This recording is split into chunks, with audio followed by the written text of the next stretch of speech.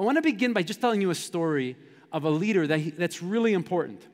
And he's a young leader early on in his life, wanted to be a successful leader, wanted to maybe one day be in business. Actually, the time that he lived in, he actually thought about being in politics because there was a time when politics really was a cool thing to step into if you wanted to lead. Now politics is a bit of a disaster. So he thought about he'd be a politician, and at a young age, he studied law. And so he became a lawyer because being a lawyer would help him be a good politician. And when he was around 30 years old, he was sent to go deal with a conflict that was happening in his community. If you're going to be a good leader, you have to know how to manage conflict. You're going to have to learn how to step into conflict with a center that is healthy and strong, because conflicts are a mess. And I don't have to tell you that the world is going to offer you many conflicts. And if you don't get them in the world, you'll get them in your family, and you'll get them in class. And this leader was called to go and deal with a conflict, and one of the worst kinds of conflict. Remember, he wants to be a lawyer, a politician, a leader, you know what, a success in his time. And he ends up being asked to go deal with this conflict that is happening in a church. The worst kind of conflicts happen in church. Religious people have all these ideas when conflicts happen, and if you've ever been in one, you have to sort it out, because everybody who's fighting thinks that God is on their side. That's why many of you and many people I know hate religion, because when they think of religion, they think of that kind of framework. People who fight in the name of God, in the name of religion. And this young leader is called to go into this church and help these two groups who are fighting about who should take over and who should be the leader of the church next. And the conflict has to do with who's going to pick the leader for their church. And when he steps into this conflict, he realizes this is going to be a mess to deal with. He hears this strange comment that people start to make in the middle of this conflict. And the comment is that he should consider being the leader of the church. This guy whose desire is to be like a leader in culture, this guy whose desire is to be a success, and if you want to be a success, you want to stay away from church.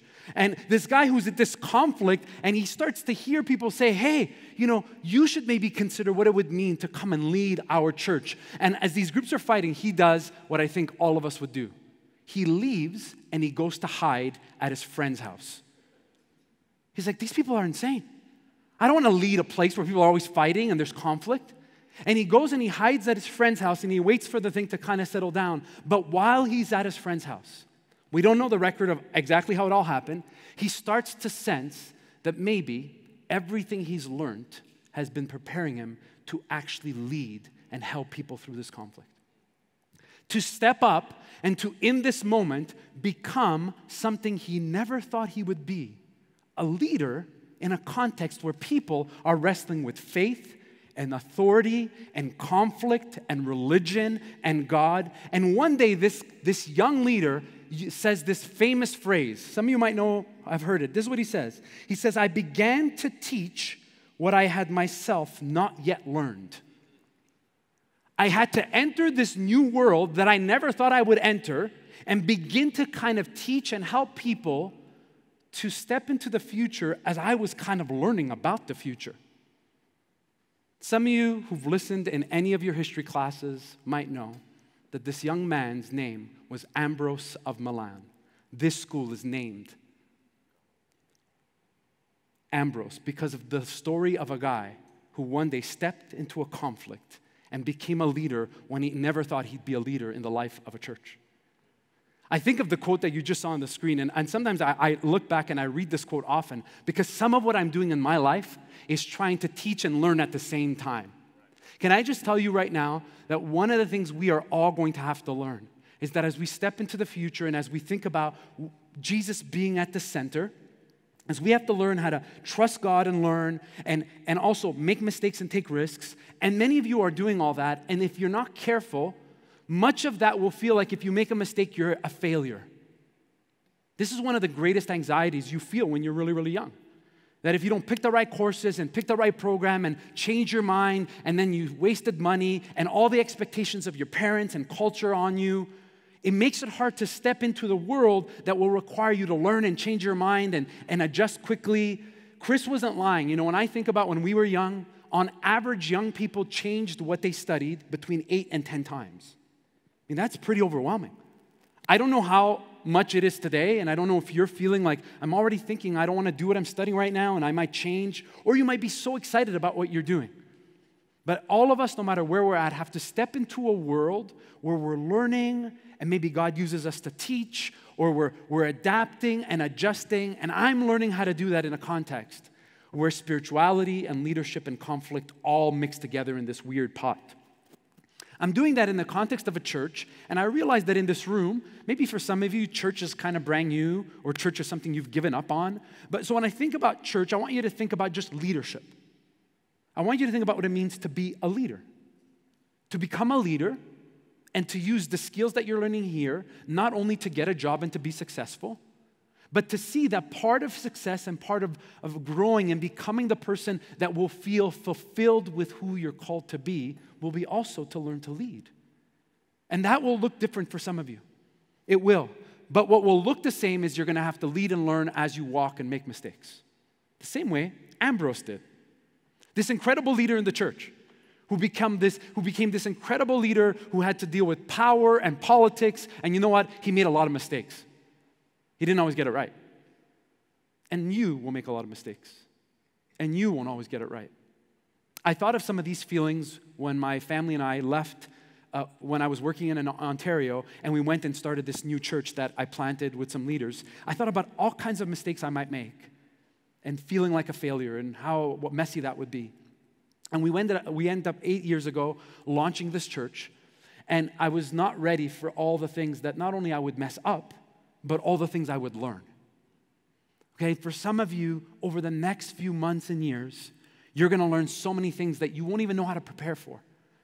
And some of the things you're going to learn, you'll learn after you make a mistake, and after you drop the ball, and after you forget to do an assignment, or you misunderstood the assignment. You're going to learn that.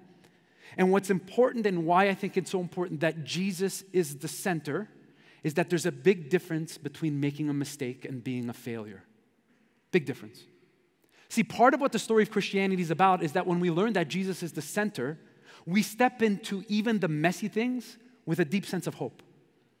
With a deep sense that if we can learn to trust in God and what He's doing, and that it might be actually bigger than us, we don't get so discouraged that when we make mistakes, we feel like all is lost.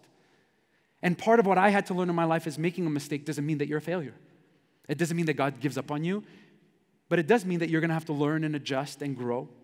And as we look to the future, one of the things that we're going to have to adjust and grow and even maybe ask forgiveness for is how we've handled the Christian story, religion, in light of a post-Christian culture. If post-Christian culture is weird, again, I just want to give you kind of a very simple idea. Post-Christian is a space where people not only don't care about religion or faith, but actually are not even curious at times. Years ago, I read this story of a man who was overseeing a small museum and an art gallery in an area north in Quebec. And oftentimes schools would bring young kids to do kind of a walkthrough, look at the painting, look at some of the art. And he tells this story how he was not ready for when a young kid who was walking in the museum stopped and put his hand up to ask a question. And he asked, "Who's that guy in the painting that's hanging on that cross?" He had never heard that question because for so many years, even people who didn't believe in Christianity knew who Jesus was because he's the guy they hung on the cross.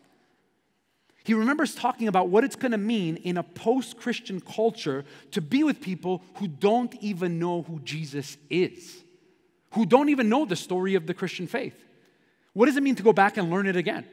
What does it mean to learn it in a way where you can explain it or express it or share it with other people? That's some of the things that I think about, and hopefully some of the things you're going to have to wrestle with as you think about a post-Christian world. A world that's emerging, that's going to be more complicated, more challenging, and one of the things I hope happens is those people who have Jesus at the center are people who look at hard things and get ready to step into them. Because naturally in my own strength, when I look at hard things, I go the opposite way. Like, if you're doing a class, you're like, which teacher has least assignments? Anybody ever do this? Like my son is in university and like early college university, and he's looking for his classes. He's like, let me look at reviews of teachers, like ones who have no work to do. Some of them are here. You can thank God for them. But doing good work is important. Learning how to do hard work is important.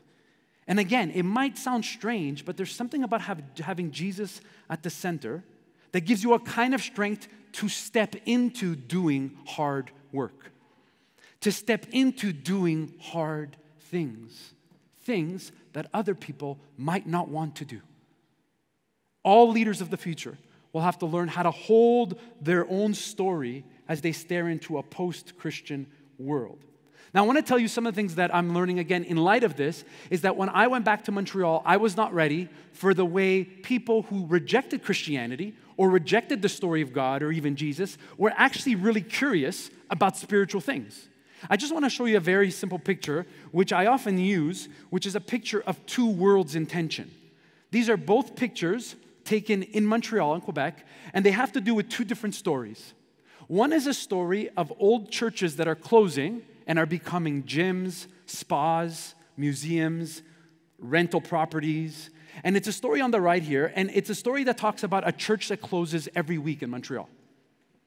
And the other picture is this historic site in Montreal called St. Joseph's Oratory that is visited by 2 million people every year. It's a pilgrimage site where people come to explore spirituality. I'm just curious, have any of you ever been to St. Joseph's Oratory in Montreal? If you visited it? If you've ever been to it, there's these stairs that go all the way up to the top, and it's like a majestic building. Like, you step into it, and no matter what you believe, there's a kind of speechless way about it that you're like, who built this?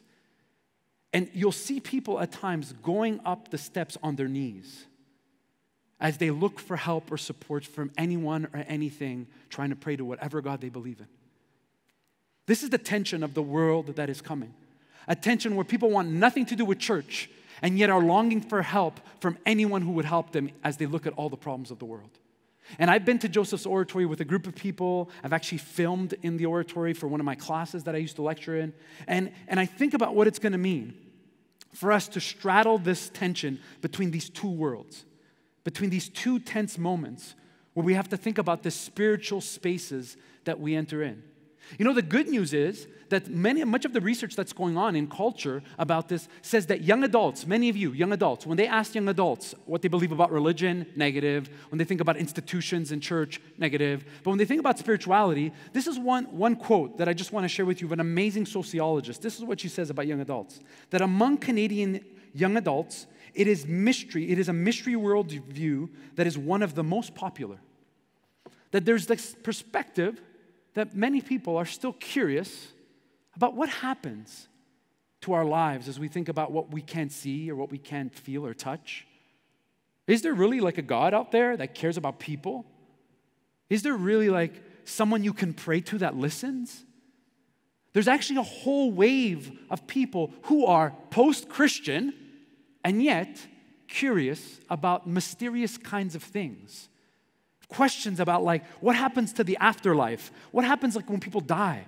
What happens like people at our church? Like, what happens? They've asked me like, what happens when my pet dies? Will I see my pet in heaven? Anybody ever ask you that? Will I see my pet in heaven? What do you think? No, you won't. No, I'm kidding. I don't know. But it's just all these questions. I often think about a lady who used to live next door to our house where we used to live in Montreal. And years ago, she found out I was a church leader, and she would always call me the priest, and she would come to our house. And one day she came to our house, and she's like, I just have a question. I'm not into like God or religion, but I'm kind of nervous because somebody in my family recently died. And I said, okay, like, do you want me to pray with you? She says, no, I think they died and they put a curse on me. And they're visiting me in my house. She said this to me. I was like, okay, let me get this straight. The person who died, you were in a conflict with them? Like, yeah. And it never got resolved, but I think now that they're dead, they're cursing me from the dead. And I think I feel weird things happening in my house. I was like, what would you like me to do? I said, we could burn your house down. What she really wanted is very simple, right? She's like, would you just come and sprinkle some of that stuff on the house? You know the stuff you sprinkle on the doors? And I was like, I don't really have anything like I sprinkle on the doors. Like, she's like, no, don't you guys have oil? And I could tell as she was asking me to do something, she had no idea what Christians believe or what Christianity is about. She's like, don't you have like a little thing? I'm like a little thing? No? And I'm like, I'm not really going to come and sprinkle stuff around your house with oil, but I will pray with you. I never forgot like that strange, funny story of people when they find themselves thinking about grief, thinking about conflict, thinking about unresolved issues with people that they love, thinking about death. They wonder about like, Does someone care about all these feelings and all these challenges? What we're learning, and what I think you're going to see soon, is that although people are post-Christian and want less and less to do with institutional church stuff, they are more open than ever when it comes to spiritual questions about life, the purpose of life, the things that give life meaning. And the word mystery is a great word. In the Christian tradition, the word mystery comes from a Latin word, which is the word sacrament. And you maybe heard of this word or you've heard about it in church. Sacrament is that something visible happens, but something mysterious is happening underneath. And so there's something beautiful about us saying, God, are you preparing a whole generation to step into a world that is post-Christian, which is very painful, by the way, but yet is still very open to believe that you still speak to us, that you still care about us, that you still want to teach us new things. You know, years ago, I wrote a book for our church. It's a little book because I wanted to help people in our church wrestle with this.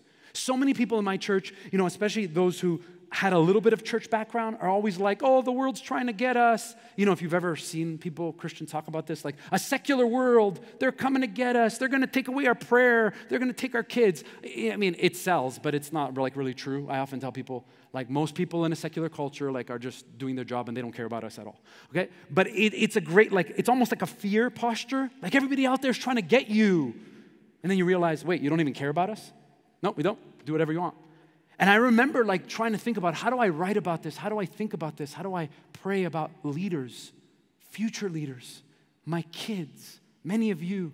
I wrote this little book called Making Sense of the Church. If you want to buy it, you can buy it. It's not expensive. It's on Amazon. And if you read it and you like it, can you post a review? If you hate it, don't write anything, okay? That's the rule.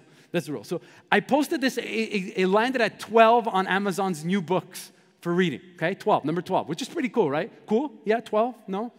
Oh, it's a rough crowd. Okay, no, 12, no. Very cool? One person, very cool. Amen, I received that. Okay, and then the other two books I was competing with. Look at this. Other two books in competition with my little book on the church. Divine Masters, Ancient Wisdom, Activation to Connect with Universal Spirit Guides. I'm like, what the heck does that even mean? Who would buy that book? 13. 14, The Art of Forecasting with Astrology, the transits. I was like, wow. Nobody is ready for this. People in your church, many people who love you, many of you who are maybe learning about God, might not realize that you're not just here to study what you love to study. You're not just here to be a good psychologist or a good teacher or a good English teacher or a great athlete or a good sociologist. You're not just here for that. If you care about the future, you're also here to learn what it means that God wants to prepare you for a post-Christian culture where people are curious about all kinds of spiritual questions. And they will look into anything. I was telling some of the faculty yesterday that astrology apps among young people are through the roof. As people think about, like, maybe I can think of a sign, or the universe is trying to speak to me, or I'm trying to connect with the underworld and all those things. And it's so essential that to enter that kind of space, which is unknown, which is messy, which is scary, which is like, wow. You think about Ambrose. I have to teach and learn as I go. Like I'm teaching and learning. I'm doing this, right? You must figure out what it means to have Jesus at the center.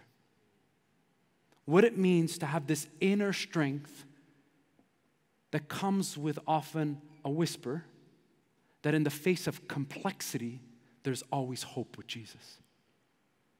And in the face of unknown challenges that you will face as you step into the future, Jesus has the kind of wisdom that's always helped people who love him navigate those spaces. As hard as you think the world is, I want to remind you that the story of Christianity, and actually many other religious traditions, had to navigate empires that crumbled. Christianity survived the fall of the Roman Empire. So we have a great legacy to learn from when we think about all the changes that happen in the world and all the struggles. Now, I want to just tell you one thing that I think happens when we take this very seriously. One of the things that happens, and I think this is an important practical thing for some of you, that happens when we start to think about being a Christian or believing in God and stepping into a world where people have spiritual questions, one thing that happens is we change how we listen. We change how we listen to people who believe different things. In the academic world, one of the things I like to talk about is that we need new narratives of unbelief. I'll say that again really slowly if it sounds confusing. We need new narratives of unbelief, meaning we need new narratives about why people don't believe what we believe. And if we're not careful, we're going to think we know why people don't believe what we believe. We're going to think we know. You know why? Because they're bad people. That's what I grew up learning all the time. If people don't believe what you believe, you know what? They're mean and they're bad. You know what? They don't love the things of God. That's garbage. There's so many people that don't believe what we believe or what I believe, and they're curious about the things of God. They're curious about faith. And we're going to have to learn to listen in a new way that allows us not only to hear the perspective of another, but you ready for this? But to also learn from somebody who doesn't believe what you believe. You're going to have to learn from people that are good friends of yours, who have different worldviews and different perspectives. That's what's so beautiful about this kind of space, by the way. That you can be in a space that says, you know what? You know, the Christian faith, it's important. I love it. I love God. I want to learn. But you know, my friend, they think Christianity is a joke and weird.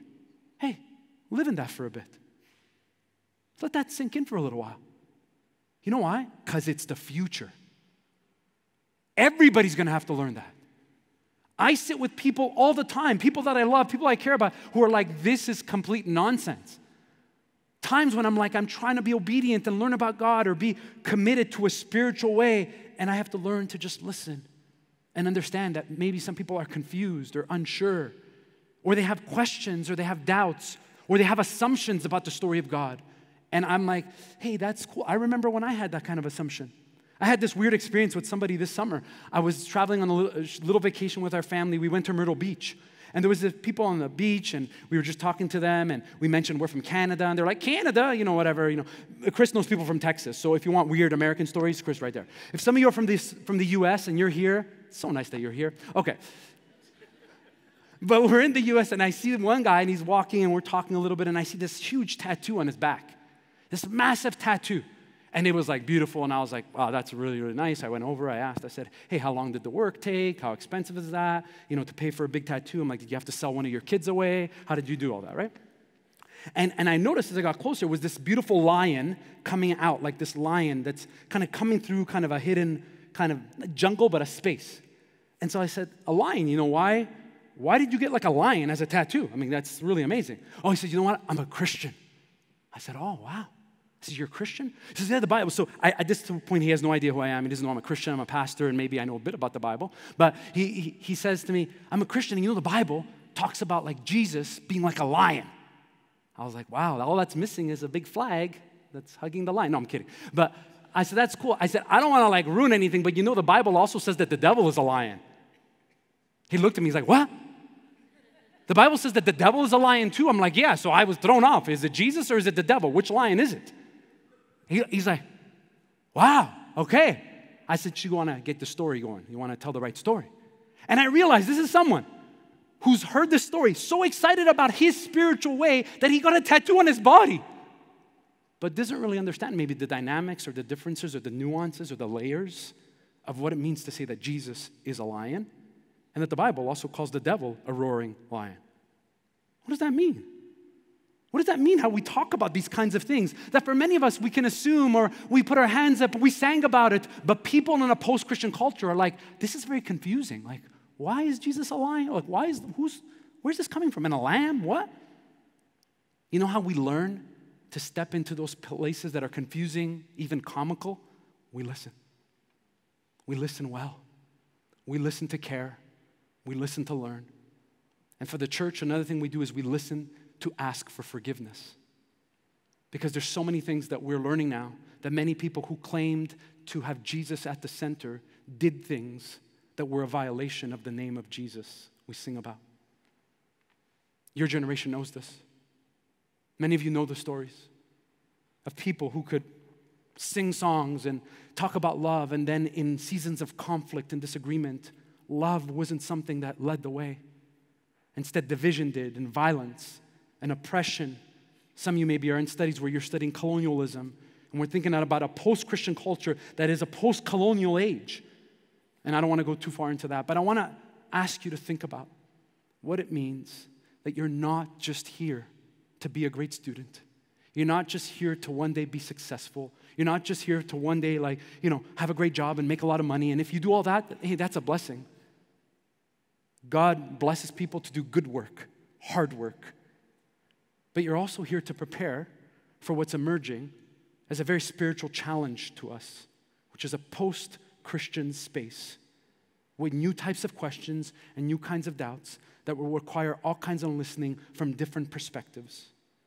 I have a few more minutes. I just want to finish with just one quote before we get just a break. Is that okay? I want to read a quote for you. It's a bit of a longer quote, and it's by a French philosopher called Blaise Pascal. Blaise Pascal has this profound quote. You'll see it on the screen. This is what he says. To correct someone usefully and to show him or her that they are wrong about something, we need to know what angle they are viewing it from, because in most cases, what they see from that angle will be true. Just let that sink in. We should grant them that truth, but show them the angle from which their position is false.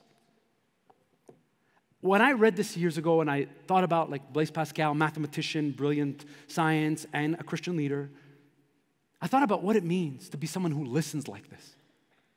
Who listens and realizes that other people who have a different perspective that might actually be a true perspective, where sometimes we say people have their own truth, might actually have some things to teach me. And that I can maybe learn to step out and enter their perspective, enter their story, hear about their pain, hear about their suffering, before I start to speak about ways I should correct their perspective. When we do that, what starts to happen is God starts to teach us some new things about how Jesus remains the center at times, and yet Jesus was one who was always teaching his followers how to listen to people who disagreed with the story of God, of Israel, of spirituality. Jesus was always doing this, always stretching his disciples to do this and to go to deeper places. And one day Jesus will say to them, you're going to have to be the light of the world. It's such a crazy thing. The light of the world is not people who go out and conquer the world and tell everybody they're wrong, but the light is this thing that kind of starts to bring clarity as it lights up areas that seem dark and confusing and weird. And can I encourage you that over the next few months, in whatever studies you're in, that you ask Jesus to teach you how to listen in a way you've never listened before. In a way that not only you learn about someone's story better, but also a way where you're learning from people's stories, so that if a time ever arises where they ask you, why do you think Jesus should be the center? You would have your story to share. Ways that you're learning, ways that you're stepping into the unknown, and ways that you're also honest about when you're teaching and learning, and making mistakes along the way. You will do that. You will make lots of these mistakes. So just with some of those early thoughts about a post-Christian spiritual space that requires new listening, you're going to all need a break because you're tired of hearing me speak. But let me just pray. God, thank you for this just session, the gift of this space, the new questions that you're going to help us think about and dialogue about. And thank you that this generation has been selected to be the generation that teaches the church to step into a post-Christian age. We are hopeful and excited and believe at the bottom of our hearts and know this in our souls that you don't make mistakes with the generations. You knew what you were doing when you prepared the students in this room, those listening online, to be leaders now, even if they never thought they would do this. We pray this in your name, Jesus. Amen.